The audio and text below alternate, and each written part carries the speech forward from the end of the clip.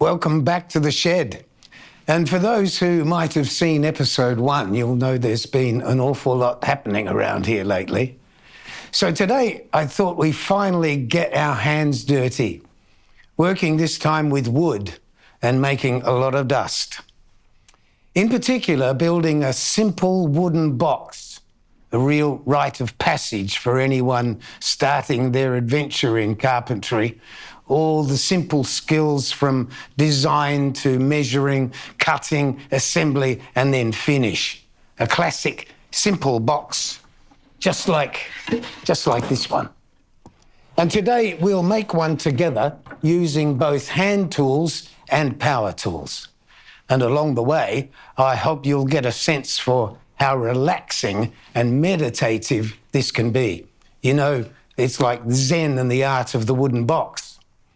Indeed, it's creativity with real purpose. Remember, we are all blessed with a spirit of creativity, a spirit that's simply waiting for a pair of hands. That's why we're here today. And I guess you might be wondering, what's the real story behind this obsession with wooden boxes? Yes, there's always a story.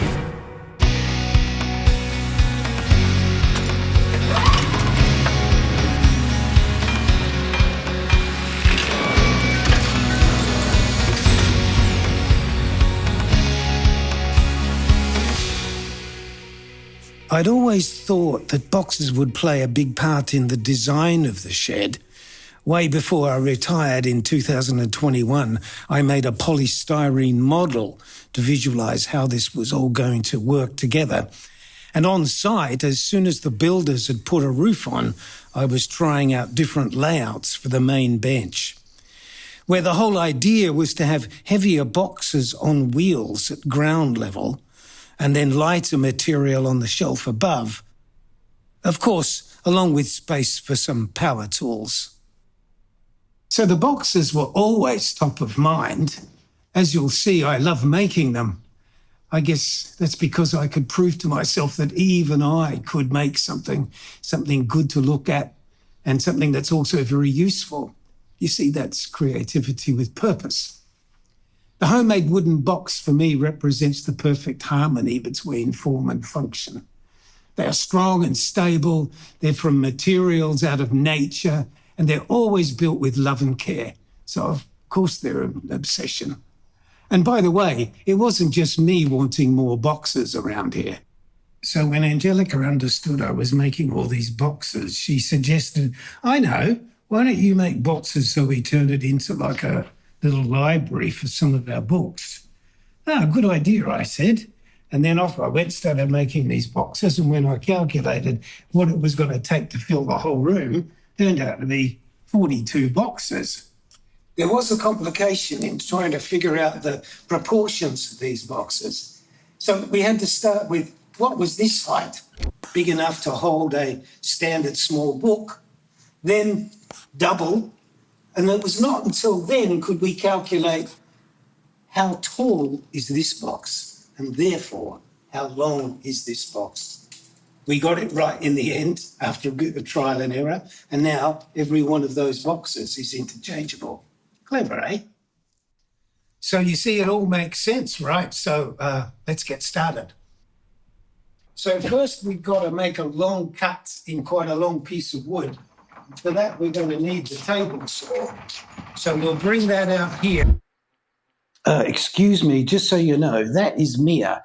You'll be meeting Mia and her 2 brothers, along with all the other animals, in an episode coming soon. Sorry, back to you, Gary. We'll set that up and get ready to do some cutting. That'll make some dust. So at this point, what I should do is explain to you what we're doing about the dust. And of course, a decent exhaust and a decent filtration system is pretty important in any kind of workshop. And especially here because, as you know, at the other end of the building, I've got wet oil paint, so we don't want a lot of dust in the air. So this arm can swing around to just about every point in the workshop. And I can now plug this into the back of the saw. So the vacuum sucks the dust up into that pipe, back down to this system here.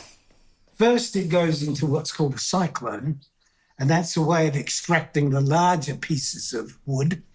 And then the remainder goes into this filter system here, and that's the base vacuum for the whole system. Meanwhile, up here, we've got a standalone, sophisticated HEPA filter system, which takes very small particles of dust out of the air. And then finally, I've got this machine which sucks air out of the room at head height, which is important. And this thing will remove about 7 cubic meters of air every minute. So the combination of all of those systems, I think, gives us a pretty good attack on the dust problem.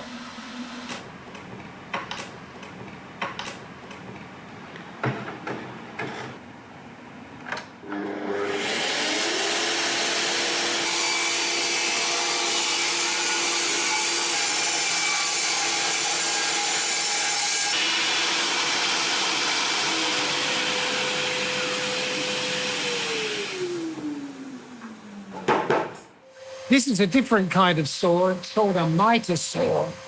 It's ideal for doing these kind of cross cuts.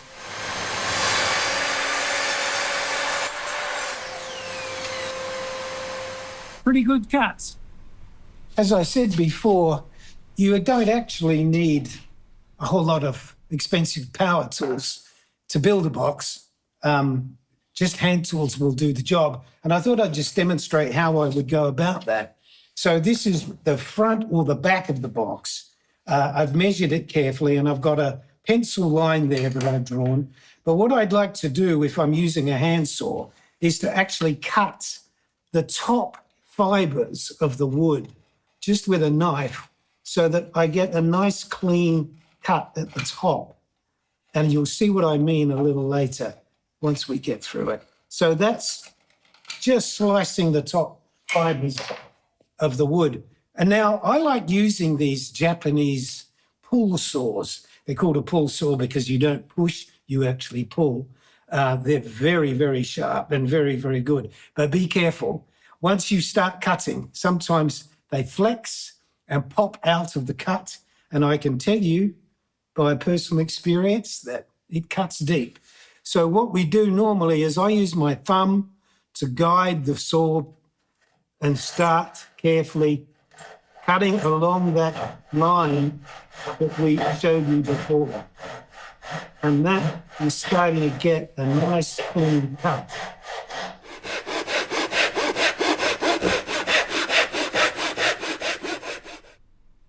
So we're close to the final third step of the process, being first you measure, then you cut, then you assemble. So we're at assembly stage. What we've got now is the base, the sides, the fronts and the backs. So the question is, what's the best way to assemble all of these things together?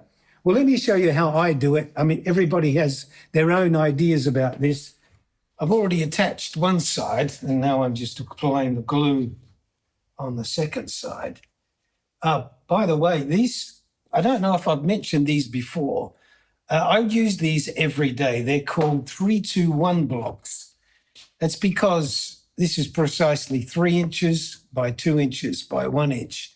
They're quite heavy and they're very useful for just holding objects steady. I use them all the time.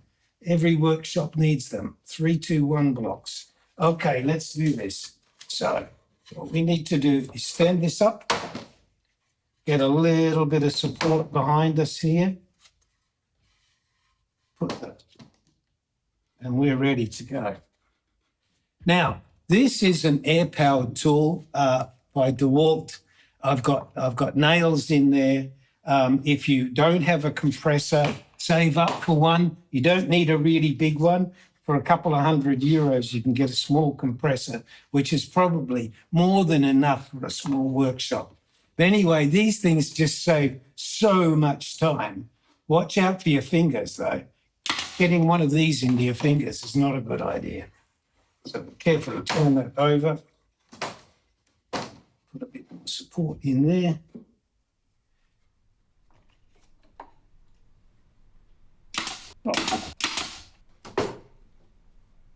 It's ready.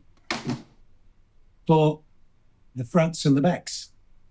As I mentioned before, I thought it would be a good idea to show you if I was building this just with hand tools, how would we do that? Well, you saw me earlier cutting this piece of wood. Now, how would we apply it with nails? I would use glue. But a little trick that somebody taught me years ago is I need to find that line here, right in the middle of that piece of wood, to make sure that my nails are penetrating into solid wood. So I know what that depth is. So I can now run a line on the wood, on the bottom and the sides. So I now know where the nails need to go. So if you can see that line, that's where the nails will need to go. So let's take a closer look. I'm going to give the nails a little head start here so that they are penetrating through this first piece of wood easily. I'm using what are called bullet head nails. The purpose of these is they have leaving a very, modest hole size in the piece of wood, so they're easier to cover later. So I'll put these in. They're just about ready to go. Trying to keep them as straight as you can, of course.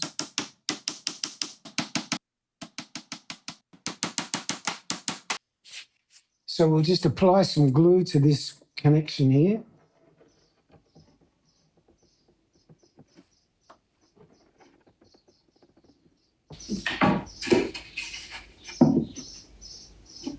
I'll turn that around so I get the bottom right first, as always. Let's go.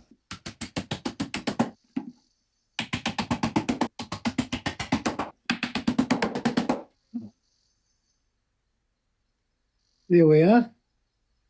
Now, if you want to make that really pretty, what I would do is I would get a very simple punch and bury those nails even further into the wood, like that, leaving a nice deep hole. And I'll show you how to fill that hole in just a second. I always keep a good supply of dust from the table saw for exactly this purpose. So I put a bit of wood in a little pot. I add some glue, stir it up into a bit of a paste kind of consistency. And this only takes just a minute or two. You just need to go back to the hole where you buried that nail, place plenty of this paste across the top of the hole, and then when it's dry, you will find that with a little bit of sanding, that will completely disappear. So there it is. Thanks for your patience. I know it takes a little while, but I'm only an amateur. That box is now complete. What I would do next is just do the finish sanding, and then I would just oil it just for protect the wood for greater duration, and probably put some wheels on the bottom as well. Anyway, that's a box, but what about all these other boxes? Now, I've been making boxes now for 3 or 4 years, and I've made many. And I'd like to show you some of the specializations that I've gotten into with boxes, because some of these things have quite peculiar functions. Let's take a look.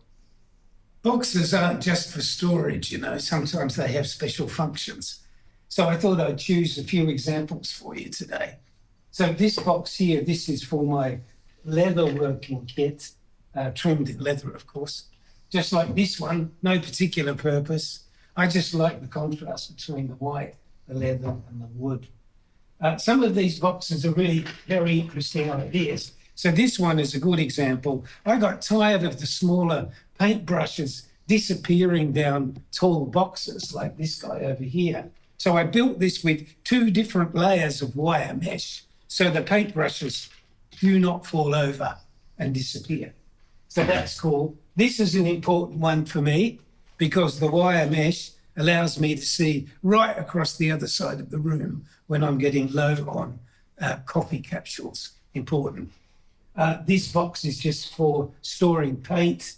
This is for my Sharpies. This is for small paintbrushes. This is for tiny little objects, like these are called grommets. And then finally, I did make a jewellery box for my wife, Angelica. It's not terribly beautiful, but I have to tell you, that's about as fancy as anything gets in this workshop. Quite happy with that. These mitre joints, they could not get more simple, but they can become very complicated not going there. I'm happy with it. So in summary, the other thing we did this morning when we were preparing today's video was we actually went around and counted how many boxes I'd made. I'm almost embarrassed to say this. The number came back 154. Now, if you think that's crazy, you are in 100% agreement with my wife, Angelica. So thank you very much. See you again soon.